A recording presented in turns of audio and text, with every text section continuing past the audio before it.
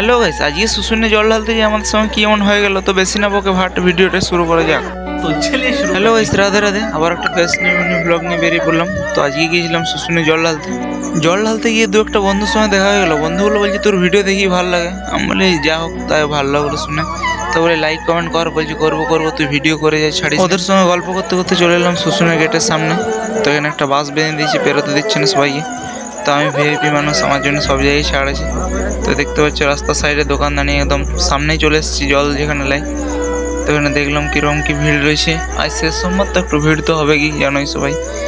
আর শুশুনের জল তো একটু পবিত্র জল। এখানে চারিদিকের মধ্যে প্রচুর প্রচুর ভক্ত আসছে, অনেক অনেক গ্রাম থেকে আসে আমাদের এখানে। পাশাপাশি সব জায়গা থেকে সব শুশুনের থেকে জল আনে এই গ্রামে, পাশের গ্রামে যত এখানে সব ছেলে বন্ধু বন্ধু আছে। তো তাই চারিদিকে অনেকের সঙ্গে দেখা হচ্ছে, সব বলছে ভিডিও ভিডিও করে যা, একবার করে আপলোড করছিস।